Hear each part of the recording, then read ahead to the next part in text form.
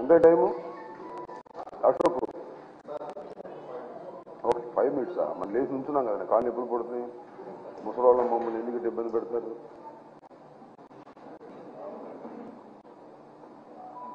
బాబురావుదా ఏమయ్యా ఆమె పంపించలేదేమయ్యా? ఇల్లు అసలు ఏమైనా భరించలేమయ్యా మనం పంపించి.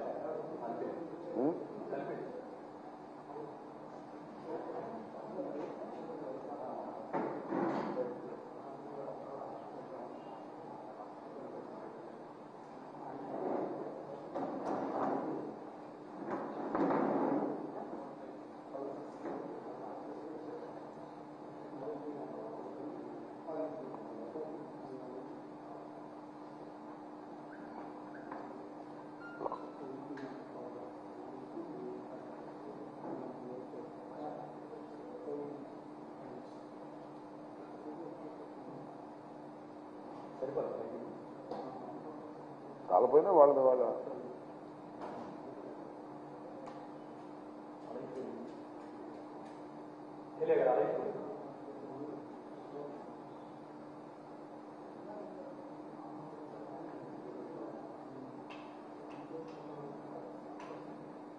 అంటే ఇది వెనకుండాలి కొద్దిగా, మనం వెనకుంటే కరెక్టా?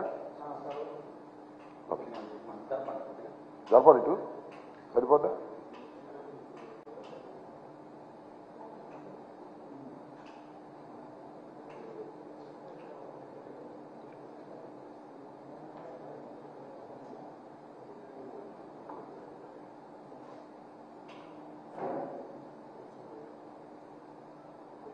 ఓకేనా?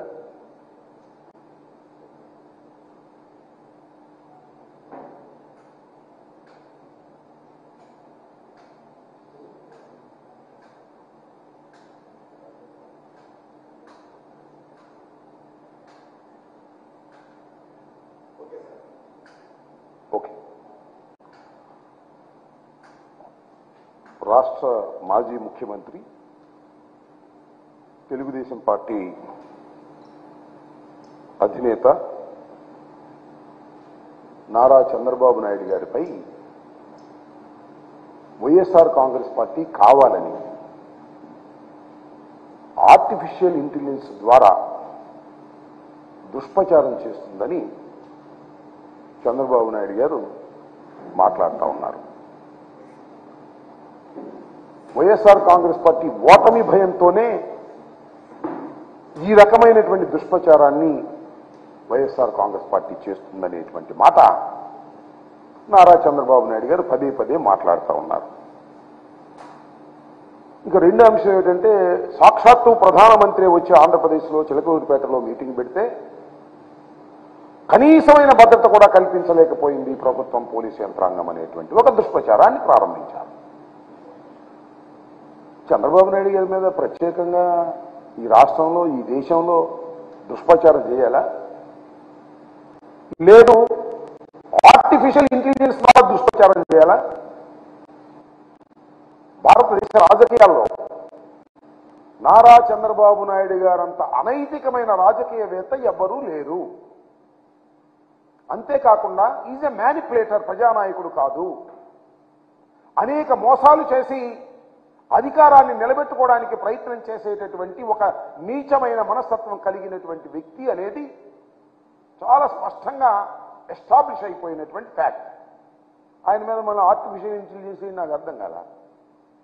ముస్లింల గురించి ఎప్పుడు ఏ విధంగా మాట్లాడాడో ప్రజలందరికీ గుర్తుంది, ముఖ్యంగా ముస్లింలకు మరింతగా గుర్తుంది.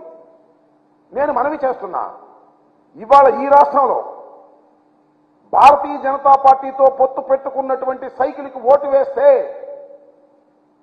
ముస్లింలకు డాక్టర్ వైఎస్ రాజశేఖర రెడ్డి గారు ఏ రాష్ట్రంలోనూ లేనటువంటి 4% రిజర్వేషన్ ఇచ్చారే, ఆ రిజర్వేషన్లు పోయినట్టే. రిజర్వేషన్లు కొనసాగాలి, రాజశేఖర రెడ్డి గారు ఇచ్చినటువంటి రిజర్వేషన్లు అంటే ఫ్యాన్ గుర్తుకు ఓటేయాలి. ఏం చెప్పారు భారతీయ జనతా పార్టీ వారు? తెలంగాణలో ఎన్నికలు జరుగుతున్నప్పుడు అమిత్ షా ఏం మాట్లాడాడు ఒకసారి గుర్తు తెచ్చుకోమని మనవి చేస్తున్నా. ముస్లింల రిజర్వేషన్ రద్దు చేస్తాం అధికారంలోకి వస్తే అనేటువంటి మాట మాట్లాడారు. ఇవాళ చంద్రబాబు నాయుడు గారికి ఓటు వేస్తే పొరపాటున అధికారంలోకి వస్తే మొదటిగా చేసేది ముస్లింల రిజర్వేషన్ రద్దు చేయటం. ఇది అవసరమా? ముస్లిం మైనారిటీస్ ఓటు వేయాలా? ఒక్కసారి ఆలోచించుకోమని మనం చేస్తున్నాం. మేమంటే ఆయన మాట్లాడిన మాటలంట ఇంతకుముందు మాట్లాడారు చాలా సందర్భాల్లో. భారతీయ జనతా పార్టీకి జగన్మోహన్ రెడ్డి గారికి ఓటు వేస్తే భారతీయ జనతా పార్టీకి ఓటు వేసినట్టు పోయినసారి అని మాట్లాడినటువంటి సందర్భాలు మనం చూస్తాం. దీనికి ఆర్టిఫిషియల్ ఇంటెలిజెన్స్ చెప్పాల్సిన అవసరం ఏముంది? వాస్తవాలు కావా? ప్రజలు గుర్తుపెట్టుకోలేదా? ప్రజలు చూడటం లేదా అని అడుగుతా ఉన్నాను. అసలు నేను తెలియగలుగుతానండి. మీరు 2014లో ఇదే కూటమి, ఈ ముగ్గురే కలిసి ఒక కూటమిగా ఏర్పడ్డారు. ఎన్డీఏ అధికారంలోకి వచ్చింది. మీరు కూడా ఇక్కడ అధికారంలోకి వచ్చారు. మీరు అధికారంలోకి తీసుకొచ్చిన పాపానికి ఆంధ్ర రాష్ట్రాన్ని ఎంత గందరగోళం చేశారో ఒక్కసారి ఆలోచించుకోమని మనం చేస్తున్నాం. మీరు ఎన్ని దుర్భాషలు ఆడుకున్నారో నేను ప్రత్యేకంగా చెప్పాలా? మోడీ గారిని మీరేమన్నారు, మిమ్మల్ని మోడీ గారు ఏమన్నారు, మీ ఇద్దరిని పవన్ కళ్యాణ్ గారు ఏమన్నారు, ఎంతగా దుర్భాషలు ఆడుకున్నారో, ఎంతగా కొట్టుకున్నారో, ఎంతగా నీచంగా మాట్లాడుకున్నారో అది ఆర్టిఫిషియల్ ఇంటెలిజెన్సేనా కాదా? ఒకళ్ళొకళ్ళు తిట్టుకున్న మాట వాస్తవం కాదా? ఒకళ్ళొకళ్ళు దూషించుకున్న మాట వాస్తవం కాదా? ఆ మాటలను నేను ఇప్పుడు చెప్పాలా? మోడీ గారిని మీరేమన్నారో మర్చిపోయారా? మోడీ గారు మిమ్మల్ని ఏమన్నారో మర్చిపోయారా? పవన్ కళ్యాణ్ గారు ఏమన్నారో పాచిపోయిన లడ్డూలని అన్నమాట మర్చిపోయారా? ఇవన్నీ ఆర్టిఫిషియల్ ఇంటెలిజెన్సీతో వచ్చినాయా? పొరపాటున మీరేదో ముగ్గురు కలిసి జగన్మోహన్ రెడ్డి గారికి వ్యతిరేకంగా కూటమి కడితే పొరపాటున మీకు ఓటు వేసిన పాపానికి 5 సంవత్సరాలు రాష్ట్రాన్ని చిందరవందర చేశారు. కలిసి పరిపాలన చేశారు, విడిపోయి కొట్టుకున్నారు. కలిసి ప్రయాణం చేశారు, విడిపోయి తిట్టుకున్నారు. దౌర్భాగ్యమైన పరిపాలన చేసి విడిపోయి ఒకళ్ళనొకళ్ళు జుట్లు పట్టుకొని ఇవాళ మేము మళ్ళా కలిసి వచ్చాం, మళ్ళీ అధికారం తీసినామంటే అమాయకుల ప్రజలు, ముఖ్యంగా ఆంధ్ర రాష్ట్ర ప్రజలు అమాయకుల? ఒకసారి మీ పరిపాలన చూశారే, మీ కుమ్ములాట్లు చూశారే, చూసిన తర్వాత మళ్ళా తిరిగి ఈ కూటమికి ఓటు వేసేటటువంటి పరిస్థితి రాష్ట్రంలో లేదని చాలా స్పష్టంగా అర్థమైపోవట్లేదా? ఒకసారి ఆలోచించబడి మనవి చేస్తున్నాం. తెలుగుదేశం వారిని కానీ, జనసేనను కానీ, భారతీయ జనతా పార్టీని కానీ ఒకసారి ఆలోచన చేయండి. తాడేపల్లిగూడెంలో జరిగింది కదా జెండా సభ, ఎంత బ్రహ్మాండంగా జరిగింది. అప్పుడు దాకా ఏదో జనసేన తెలుగుదేశం కలిస్తే ఏదో అద్భుతాలు జరిగిపోతాయని భావించినటువంటి తెలుగుదేశం వారు జెండా సభ జరిగిన తర్వాత అయిపోయింది మన పని, ఏం జనం కూడా రాలేదు, పవన్ కళ్యాణ్ కలిసినా కూడా ఏం ఉపయోగం లేదు అనేటువంటి భావనకు వచ్చిన మాట వాస్తవమా కాదా? ఒక్కసారి ఆలోచించమని మనం చేస్తున్నాం. అంతటితో ఆగల, మన ఇద్దరి వల్ల కాదు, కేంద్రంలో ఉన్నటువంటి భారతీయ జనతా పార్టీతో కూడా పొత్తు పెట్టుకున్నామని చెప్పి వెళ్ళి వాళ్ళు కాళ్ళు పట్టుకున్నారే, అని ఇదే జుట్టు అందకపోతే కాళ్ళు చెప్పారుగా. ఒకప్పుడు టెర్రరిస్ట్ అని చెప్పినటువంటి ప్రధానమంత్రి టెర్రరిస్ట్ అని చెప్పినటువంటి చంద్రబాబు నాయుడు గారు వెళ్ళి అమిత్ షా ఇంటి ముందు పడిగాపులు కాసి కాళ్ళు పట్టుకొని, మళ్ళా నేను చెప్పే మాటలు కాదు ఇది, వాళ్ళే చెప్పుకుంటున్నారు టీవీల్లో, మళ్ళీ వచ్చి పొత్తు పెట్టుకున్నారు. మళ్ళా చిలకూరుపేటలో ఒక అద్భుతమైన బహిరంగ సభ జరుగుతుంది, మాకు హైప్ పెరిగిపోద్దని పెద్ద హంగామా చేశారు. చిలకూరుపేటలో ఏదది ప్రజాగళం, అప్పుడేమో యువగళం, ఇప్పుడు ప్రజాగళం అని పెట్టారు. చిలకూరుపేట బహిరంగ సభ ఏ సందేశాన్ని ఇచ్చిందని మనం చేస్తున్నాం? టోటల్ వీక్నెస్ని మీరు ముగ్గురు కలిసి పోటీ చేసినా మీకు బలం లేదు, జగన్మోహన్ రెడ్డి గారిని ఓడించలేరు అనేటటువంటి స్పష్టమైనటువంటి సందేశాన్ని రాష్ట్ర ప్రజానీకానికి ఇచ్చినటువంటి సభ మీ ప్రజాగళం.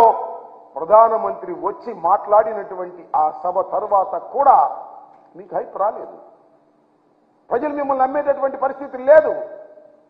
అక్కడ ఎవరు ఏం మాట్లాడారో నేను విపులంగా చెప్పవలసిన అవసరం లేదు, కానీ మీ మాట్లాడిన తీరును బట్టే మీరు మీ ఓటమిని అంగీకరించారు అనేది చాలా స్పష్టంగా అర్థమైపోయినటువంటి అంశం. ఒకటి, జెండా సభ తర్వాత ఒక అభద్రతాభావం నారా చంద్రబాబు నాయుడు గారికి, మళ్ళా తర్వాత నిన్న జరిగినటువంటి ప్రజాగళం తర్వాత ఒక అభద్రతాభావం. నీ జీవితం అంతా అభద్రతాభావంతోనే బతుకుతున్నావు ఇవాళ జగన్మోహన్ రెడ్డి గారు వచ్చిన తర్వాత. నా తెలియగడుతున్నాయా నారా చంద్రబాబు నాయుడు గారు? మీరు ఎప్పుడు రాజకీయాల్లో ప్రవేశించారు? డాక్టర్ వైఎస్ రాజశేఖర రెడ్డి గారు మీరు ఒకేసారి రాజకీయాల్లో ప్రవేశించారు.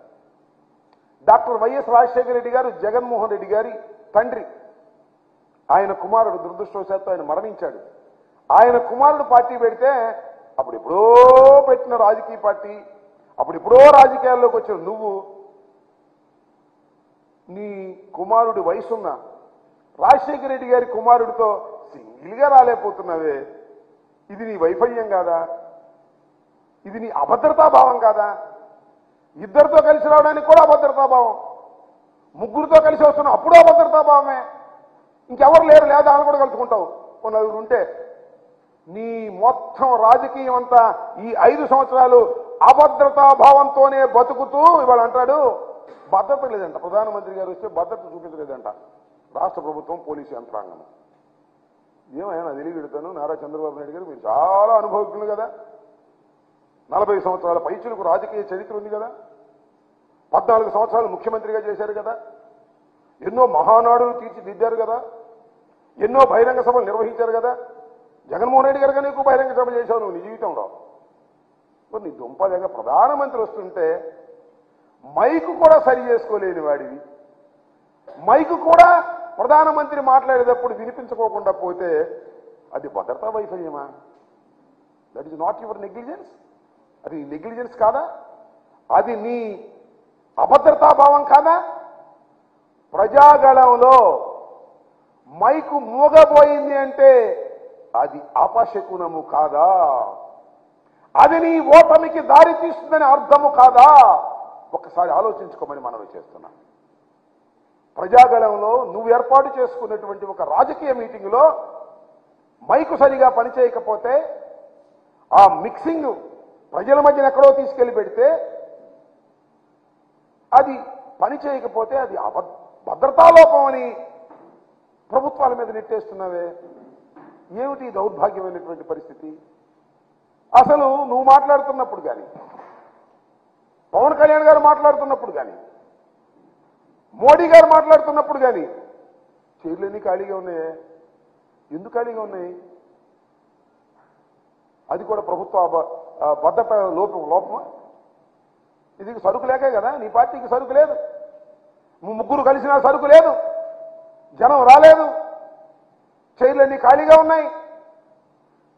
ఇంత వైఫల్యం చెంది ఈ వైఫల్యాన్ని ఎవడి మీద నెడదాం? జగన్మోహన్ రెడ్డి గారి మీద నెడదామా? ప్రభుత్వం మీద నెడదామా? పోలీస్ యంత్రాంగం మీద నెడదామా అనేటువంటి ఒక నీచమైన ఆలోచన తప్ప మేము ముగ్గురు కలిసినా జనం రావడం లేదు, ఏమిటి కారణమని ఆలోచించుకునే పరిస్థితిలో మీరు లేకపోవడం చాలా దురదృష్టకరమైనటువంటి అంశంగా నేను భావిస్తా ఉన్నాను. దాంతోపాటు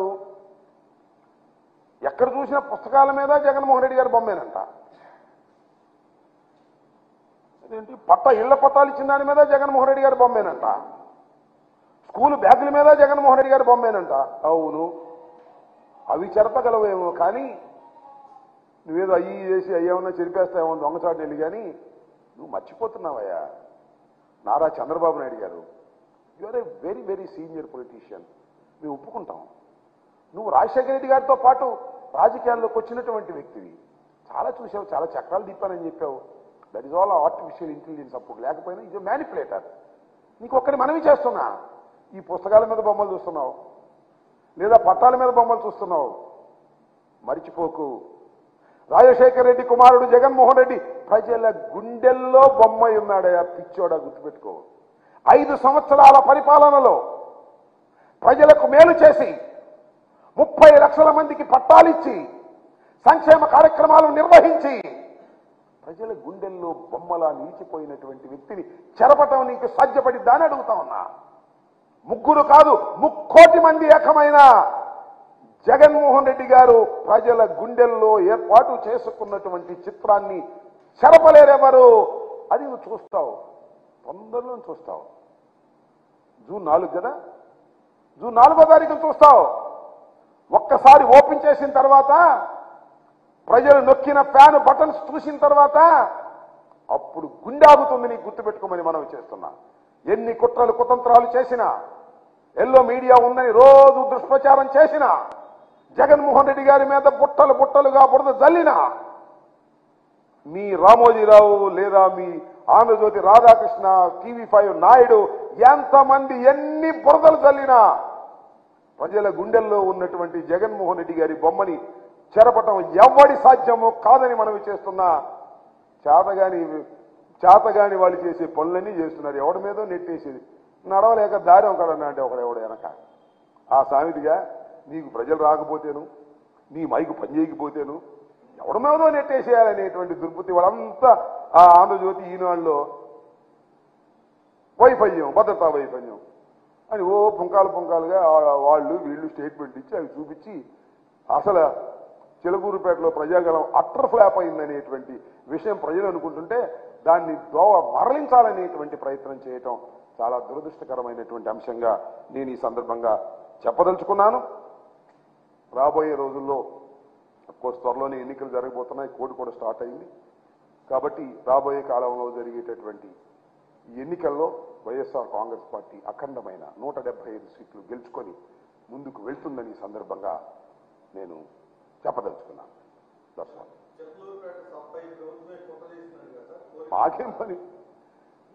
ఒక విషయం మనం చేస్తున్నా, ప్రతిపక్షాలు నిర్వహిస్తున్నటువంటి సభలపైన కుట్రలు చేయవలసిన అవసరం జగన్మోహన్ రెడ్డి గారికి లేదని మనం చేస్తున్నాం. నేను ఒకటే చెప్పదలుచుకున్నా, రాష్ట్ర ప్రజలు చూస్తున్నారు. 4 సిద్ధం సభలను నిర్వహించాం. ఎంత అద్భుతంగా నిర్వహించాము, ఎంత అద్భుతంగా ప్రజలు వచ్చారు, ఎంత అద్భుతంగా ప్రజలు దాన్ని రిసీవ్ చేసుకున్నారో మీ టీవీలోనే చూడమని మనం చేస్తున్నాం. మీకున్నటువంటి టీవీలోనే చూడమని మనం చేస్తున్నాం. మీరు నిర్వహించారే, జెండా సభ నిర్వహించారు పవన్ కళ్యాణ్ గారు మీరు కలిసి. ఇవాళ చిలకూరుపేటలో ప్రజాగళాన్ని నిర్వహించారు మీరు, పవన్ కళ్యాణ్ గారు, మోడీ గారు కలిసి నిర్వహించారు. అది 2 సభలు కూడి మా ఒక్క సభతో పోల్చగలరా మీరు? ఒక్క సిద్ధం సభలో ఈ 2 సభలు కూడిన 20 కూడా లేదు. That is the fact. కారణం ఒక్కటే, ప్రజాబలం. జగన్మోహన్ రెడ్డి గారి సభలంటే ప్రజలు తరలి వస్తున్నారు. మీ ఉమ్మడి సభలంటే ప్రజలు తరలి రావడం లేదు, తోలినా రావడం లేదు. మీ మీద ప్రేమ లేదు, ఎందుకంటే మీ పరిపాలన వారికి నచ్చలేదు. జగన్మోహన్ రెడ్డి గారి మీద ప్రేమ ఉంది, కారణం వారి పరిపాలనలో ప్రజలు సుఖశాంతులతో ఉన్నారు. 2,72,000 కోట్ల రూపాయలు బటన్ నొక్కితే అకౌంట్స్లోకి వేసినటువంటి ప్రభుత్వం ఇంతకు ముందు ఎప్పుడైనా ఉందా? లేదు. భారతదేశంలో ఏ రాష్ట్రంలో అయినా ఉందా? ఒక్క జగన్మోహన్ రెడ్డి గారి ప్రభుత్వం తప్ప. అలాంటి ప్రభుత్వాన్ని ప్రజలు ప్రేమిస్తారు. ఎంత దూరమైనా ఆ ప్రయాణం చేసి ప్రజలు వస్తారు. ఇది సత్యం, ఇది వాస్తవం. ఈ వాస్తవాన్ని గమనించక ఏదో ఆర్టిఫిషియల్ ఇంటెలిజెన్సేనో లేకపోతే మీరే వార్తలు రాంచుకుని ఈనాడులోను ఆంధ్రజ్యోతిలోను ఈ పచ్చ మీడియా వార్తలు రాంచుకుని అవి చూసి నిజమని భవించి మీరు పప్పులో కాలేసుకుంటున్నారు ఆయన. ఇది గమనించాలని కూడా ఈ సందర్భంగా నేను చెప్పదలుచుకున్నాను. ఎస్, అదేగా నేను చెప్పదలుచుకుంది. సభ మొత్తం నిర్వహించింది మీరు. ఎలక్షన్ కోడ్ ఉంది, మైకులు కూడా ప్రభుత్వం అరేంజ్ చేయాలా? లేకపోతే పోలీసు వారు మేము ప్రభుత్వాలు వైఎస్ఆర్ కాంగ్రెస్ పార్టీ వచ్చి మీ మైకులు మేము అరేంజ్ చేయాలా? ఏం చెప్పండి, నాకు అర్థం కాలా? లేకపోతే మేమే మీ జనాన్ని దోలాలా? What it is simple. మీ వైఫల్యాలను ఎదుటివారి మీద నెట్టడమే మీ ఉద్దేశం.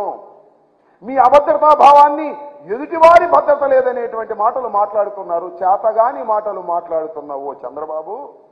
నీ పని అయిపోయింది. Over. After this election you will exit from the politics. మీ అబ్బాయి కూడా ఎగ్జిట్. మీ అబ్బాయికి అసలు క్వాలిఫికేషనే లేదు. పాలిటిక్స్లోకి రావడానికి ఇంతవరకు క్వాలిఫై కాలేదు, ఎక్కడ గెలవలేదు, మినిమం క్వాలిఫికేషన్ లేదు. ఇంటర్మీడియట్ కావాలంటే 10th క్లాస్ పాస్ అవ్వాలిగా, ఎంబీబీఎస్ చేయాలంటే ఇంటర్మీడియట్ బైపీసీ పాస్ అవ్వాలిగా. అయ్యేవి క్వాలిఫికేషన్ లేవు. ఒకసారి మంత్రి అయ్యాడు, ఇంతవరకు క్వాలిఫికేషన్ సంపాదించలేదు.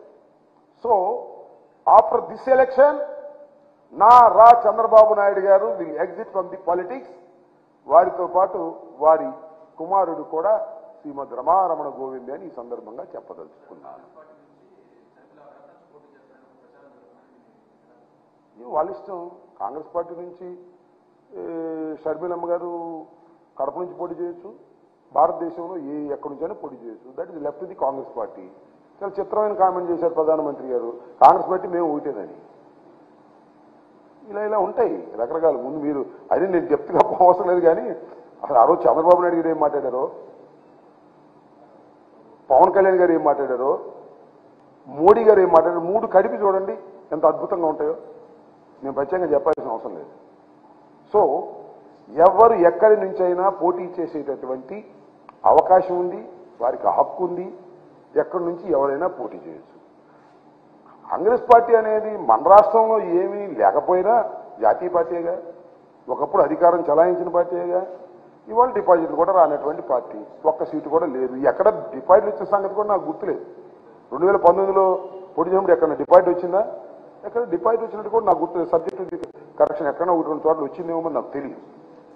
కాబట్టి అది అంతరించిపోతున్నటువంటి ఒక రాజకీయ పార్టీ. ఆ అంతరించిపోతున్నటువంటి రాజకీయ పార్టీ నుంచి కడపలో నుంచి ఉంటే ఏంటి, వరంగల్లో నుంచి ఉంటే ఏంటి, నర్సాపేట నుంచి ఉంటే ఏంటి, ఎక్కడి నుంచి ఉంటే ఏంటి, కాంగ్రెస్ ఆంధ్ర రాష్ట్రంలో అంతరించిపోతున్నటువంటి రాజకీయ పార్టీ. Okay, thank you. ఉండండి ప్రవేశపెట్టు. మీరు కూడా ఒక నిమిషం ఉండండి. వస్తుందా వచ్చిందా?